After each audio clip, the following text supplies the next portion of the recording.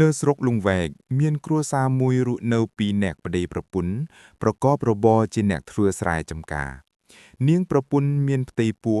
លុដល់យប់មួយបានយល់សបិតឃើញថានាងបានចិញ្ចៀនពេជ្រ3វង់មកផ្ទះហើយក៏បាត់ទៅវិញនាងភ្ញាក់ឡើងភ័យផងអផងក៏ឲ្យប្តីទៅរកគ្រូទាយមេនប់ជីប្តីបានទៅរកគ្រូទាយតាមដំណើរសបិតរបស់ប្រពន្ធគ្រូទាយក៏គុណគូមើលតាមក្បួនតម្រាហើយក៏ប្រាប់ទៅមេនប់ថាបើតាមសបិតនេះល្អណាស់គឺមានអ្នកមានបុណ្យមកចាប់កំណើតតែត្រូវឲ្យនាងតមកំបរិភោគផ្លែស្វាយខ្ចីបើមិនដូច្នោះនឹងមានគ្រោះថ្នាក់សូមក្មួយចាំសម្គាល់មើលដោយខ្លួនឯងចុះមាននប់ត្រឡប់មកផ្ទះវិញក៏ប្រាប់ប្រពន្ធតាមពីដែលគ្រូបានទាយព្រមទាំងហាមប្រពន្ធមិនឲ្យបរិភោគផ្លែស្វាយខ្ចីលុះពពួកបានគ្រប់ខែហើយនាងចេះតែនឹកចង់ស្វាយខ្ចីយ៉ាងខ្លាំងពេលមួយនាងដើររកមើលឃើញផ្លែស្វាយខ្ចីមួយក៏ប្រាប់ឲ្យប្តីឡើងបេះតែមនុស្សមិនព្រមឡើងបេះឲ្យដោយធ្វើជាទៅចំការបាត់ដោយនឹកចង់ស្វាយខ្ចីខ្លាំងពេករហូតដល់ទ្រាំលែងបានក៏ដើរទៅរកបេះដោយខ្លួនឯងនាងខំប្រវេប្រវាលឡើងដើមស្វាយម្នាក់ឯងពេលទៅដល់លើនាងតោងចំមេឃពុកមួយស្រាប់តែបាក់ធ្លាក់ចុះមកដល់ដីស្លាប់មួយរំពេចពេលនោះធ្លាយពុះចេញកូនគោមួយនិងកូនប្រុសមួយពីផ្ទៃរបស់នាងកូនគោចេញមកភ្លាមក៏ចេះដើរមួយរំពេចឯកូនមួយទៀតនៅក្នុងស្រោមនៅលើកូនគោបានរត់ទៅរកឪពុកឲ្យមកជួយប្អូនដែលនៅក្រោមដើមស្វាយនោះមាននប់ឃើញកូនគោបានដើរតាមរហូតដល់ឃើញប្រពន្ធដេកស្លាប់ក្រោមដើមស្វាយក៏យំសោកអាណិតប្រពន្ធជាបន្តិចព្រះគោបានប្រាប់ឲ្យឪពុកលើកប្អូនចេញមកមាននប់បានយកកូននោះទៅផ្ទះលុះព្រឹកឡើងមាននប់បីកូនដើរសុំទឹកដោះពីអ្នកស្រុកឲ្យកូនបើអ្នកស្រុកបានសាកសួរមាននប់ថានេះជាកូនអ្នកណាបានជាក្មួយដើររកទឹកដោះឲ្យបើដូច្នេះនេះជាកូនរបស់ខ្ញុំចោះម្ដាយវាទៅណាបានជាមិនឲ្យវាបើប្រពន្ធខ្ញុំធ្លាក់ពីលើដើមស្វាយស្លាប់បាត់ហើយក្នុងពោះរបស់នាងមានកូនគោនិងកូនមួយនេះឯងឮដូច្នោះអ្នកស្រុកផ្អើលចោមរមើលពេលអ្នកស្រុកមកមើលឃើញមាននប់បីកូនមួយមានទាំងកូនគោនៅក្បែរផងគេនាំគ្នាឆ្ងល់យ៉ាងខ្លាំងហើយដឹងថាមានកូនកើតមកជាសត្វគោឯម្ដាយបែកពួកស្លាប់ខុសគេឯងដូច្នេះអ្នកស្រុកយល់ថានឹងនាំឲ្យចង្រៃដល់ភូមិស្រុកក៏នាំគ្នាជេរស្ដីតាមវីបណ្ដេញមាននប់នឹងកូនលែងឲ្យមកក្បែរភូមិមាននប់នឹងកូនទាំងពីររត់ទៅរួមនៅក្នុងព្រៃឆ្ងាយដាច់ពីគេឯងដោយមិនហ៊ានសង់ផ្ទះសម្រាប់ជ្រកកោនអ្វីឡើយមាននប់នាំកូនទៅជ្រកតែក្រោមដើមឈើធំធំហើយដើរបេះផ្លែឈើបរិភោគជាអាហារ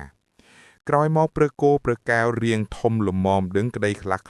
ថ្ងៃមួយពីអ្នកបងប្អូនចេញមកវាលមួយបានឃើញពួកក្មេងឃ្វាលគោមួយភងកំពុងលេងយ៉ាងសប្បាយព្រឹកកែវបានសុំបងទៅលេងជាមួយពួកគេដែរដោយបោចវលីធឿជាខ្សែចងព្រឹកគោដឹកចេញទៅលុះពេលបាយក្មេងៗទាំងនោះនាំគ្នាស៊ីបាយជុំគ្នាឯព្រឹកកែវគ្មានបាយក៏ដើរទៅសុំគេក្នុងសុំស៊ីផងទេអញមិនអោយទេយីអានេះមកពីណាបានជាមកសុំបាយគេស៊ីដូច្នេះពេលគេស៊ីបាយរួចព្រះកែវឃើញគ្រាប់បាយនៅជាប់នឹងស្លឹកចេកក៏សុំគេទៀតតែពួកក្មេងគង្វាលនោះបានយកស្លឹកខ្ចប់បាយនោះទៅញីចោលរួចដេញវាយជេរព្រះកែវចេញទៅព្រះកែវបានរត់មកប្រាប់ព្រះគោដោយយំខ្សឹកសួលនឹងពួកគេដែលវាយជេរមកលើខ្លួនព្រះគោនឹងអាណិតព្រះកែវជាប្អូនយ៉ាងខ្លាំង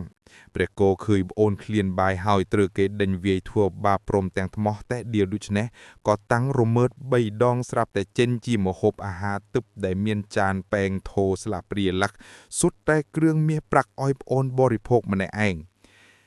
ហេតុអ្វីបានជាបងមិនទុកអាហារនេះឲ្យពុកយើងថងមិនបានទេអាហារនេះគឺសម្រាប់តែប្អូនម្នាក់ឯងប៉ុណ្ណោះ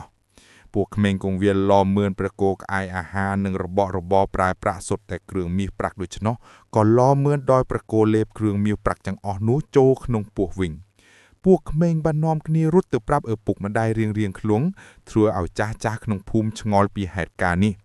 អ្នកភូមិបាននាំគ្នាផ្អាយឆឡោកាន់ពុថៅកំបិតដំបងទៅពួតចាប់ព្រះគោដើម្បីនឹងវះយកវត្ថុទិព្វទាំងនោះ លុះចាប់បានព្រះគោហើយគេក៏ដឹកយកមកចងច្បាប់នឹងដើមកណ្ដោលធំមួយនិងមានមនុស្សផ្អើលមកឈរមើលព្រះគោដោយសេចក្តីងឿងឆ្ងន់និងនឹកចង់បានទ្រព្យរបស់ដែលមានក្នុងពោះព្រះគោពេលអ្នកស្រុកចោលបំរុងនឹងធ្វើបាបព្រះគោភ្លាមនោះព្រះគោបានឲ្យប្អូនតោងកន្ទុយឲ្យជាប់ហើយក៏ហក់ឡើងសណ្ដាក់ដើមកណ្ដោលរលំបាក់លើពួកអ្នកស្រុកទាំងអស់នោះធ្វើឲ្យអ្នកខ្លះត្រូវបាក់ដៃបាក់ជើងបែកក្បាលស្ទើរគ្រប់គ្នាហើយព្រះគោបានស្រែកប្រាប់ទៅអ្នកស្រុកដែលត្រូវរបួសឲ្យយកដើមកណ្ដោលទៅដាំផឹកនឹងជាវិញហើយពេលលឺដូច្នោះអ្នកខ្លះបានកាប់យកឬកណ្ដោលទៅដាំផឹកដើម្បីព្យាបាលរបួសខ្លួនស្រាប់តែជាសះស្បើយយ៉ាងស័ក្តិសិទ្ធិមែនក៏នាំគ្នានឹកដល់ព្រះគោដែលមានឫទ្ធិបារមីខ្លាំងពូកែនិងលែងហ៊ានបៀតបៀនព្រះគោទៀតព្រះគោបានហក់ទៅនៅក្នុងព្រៃដ៏ជ្រាវឆ្ងាយពីភូមិស្រុកនានាហើយរស់នៅតែពីរអ្នកបងប្អូនក្បែរស្រះទឹកយ៉ាងល្អនិយាយពីឪពុករបស់ព្រះគោព្រះកែវបាត់កូនមិនឃើញត្រឡប់មកកន្លែងដើមវិញក៏ខំស្រែកហៅជុំវិញទីនោះមិនឃើញសោះមាននាប់នឹកកូនឥតឧបមាបានដើររកស្ទើរតែគ្រប់ទីកន្លែងមិនឃើញទៀតមាននាប់ដើរចេញពីទីនោះដើរស្វែងរកកូនដោយក្តីវិលវល់បំផុតមិនយូរប៉ុន្មានឪពុករបស់ព្រះគោព្រះកែវធ្លាក់ខ្លួនឈឺរហូតដល់ដួលស្លាប់ក្នុងព្រៃនោះទៅថ្លែងពីបុត្រី7អង្គរបស់ស្ដេចនាងដែលជាបុត្រីប៉ៅមានរូបឆោមស្អាតនិងមានចរិយាស្លូតបោតជាងគេថ្ងៃមួយបុត្រីទាំងអស់អបសុខនឹកចង់ទៅព្រៃដែលនៅឆ្ងាយពីរាជវាំងក៏បានទូលសុំអនុញ្ញាតពីព្រះបិតារួចចេញដំណើរទៅលុះទៅដល់ស្រះទឹកមួយកណ្ដាលព្រៃក្បែរកន្លែងព្រះគោព្រះកែវស្នាក់នៅបុត្រីស្ដេចទាំងកំពីអង្គនិងពួកហែហំទាំងឡាយនាំគ្នាឈប់សម្រាកនិងងូតទឹកលេងសប្បាយក្នុងស្រះទឹកនោះព្រះកែវឮសូរមនុស្សអ៊ូអរក៏ចេញមកឡមើលឃើញបុត្រីស្ដេចទាំងកំពីអង្គព្រះកែវបានចាប់ចិត្តស្រឡាញ់នាងប៉ៅតែដោយខ្លួនគ្មានសម្លៀកបំពាក់ត្រឹមត្រូវបានរត់មកនិយាយប្រាប់បងព្រះគោឮបងនិយាយប្រាប់ក៏ក្អែសម្លៀកបំពាក់និងគ្រឿងអលង្ការទិបឲ្យព្រះកែវស្លៀកពាក់យ៉ាងស្អាតហើយចេញទៅបុត្រីស្ដេចទាំងនោះឃើញព្រះកែវភ្លាមនាំគ្នាលួចស្រឡាញ់ហើយហៅជុកទៅងូតទឹកលេងល្បែងដេញចាប់កូនកាសអណ្ដែតទឹកពេលព្រះកែវចាប់បានដេញជួសតែនាងប៉ៅឯនាងប៉ៅចាប់បានវិញក៏ដេញជួសតែព្រះកែវដែរលុះលេងបានយូរបន្តិចទៅនាងប៉ៅនិងព្រះកែវកាន់តែស្និទ្ធស្នាលឡើងធ្វើឲ្យបងនាងប៉ៅខឹងហើយនាំគ្នាត្រឡប់ទៅវាំងវិញព្រមទាំងនិយាយថានឹងយករឿងនេះទៅទូលព្រះបិតាពេលត្រឡប់ទៅដល់វាំងវិញបងរបស់នាងប៉ៅចូលទៅគាល់ព្រះបិតាជាធម្មតាដោយពុនឃើញនាងប៉ៅចូលគាល់ស្ដេចក៏សួររកនាងប៉ៅទៅណាបានជាមិនឃើញមកដូច្នេះព្រះបិតានាងមិនហ៊ានចូលគាល់ព្រះអង្គទេតើមានរឿងហេតុអ្វីបានជាមិនហ៊ានចូលមកព្រះបិតាពេលទៅស្រង់ទឹកលេងនោះនាងប៉ៅបានប្រឡែងលេងជាមួយបុរសម្នាក់ដោយគ្មានខ្លាចក្រែងអ្វីឡើយស្ដេចស្ដាប់កូនបងទូលដូច្នោះក៏ខ្ញាល់នឹងនាងប៉ៅដែលហ៊ានធ្វើផ្ដេសផ្ដាសឥតខ្លាចក្រែងព្រះអង្គបានបញ្ជាឲ្យនិរាទេសនាងប៉ៅចិនពីវាំងទៅរស់នៅក្នុងព្រៃនាងប៉ៅបានធ្វើដំណើរក្នុងព្រៃដោយសោយតែផ្លែឈើរហូតដល់ជួបនឹងព្រះកែវព្រះគោបានរៀបអភិសេកព្រះកែវនិងនាងប៉ៅហើយរួចបានចេញប្រាសាទយ៉ាងល្អសម្រាប់ប្អូនរស់នៅទាំងអស់គ្នានិយាយពីស្ដេចសៀមបានប្រើរាជទូតនាំសារមកទូលថ្វាយស្ដេចខ្មែរបបួលប្រជល់មាន់ដាក់ប្រជារាស្ត្រពលទាហាននិងទ្រព្យសម្បត្តិការជល់នេះស្ដេចសៀមជាអ្នកឈ្នះតែស្ដេចខ្មែរបានសុំជល់ម្ដងទៀតលើកក្រោយនេះស្ដេចខ្មែរមានការព្រួយព្រះទ័យយ៉ាងខ្លាំងព្រមមិនដឹងជារកមាន់ឯណាមកជល់ឈ្នះមាន់ស្ដេចសៀម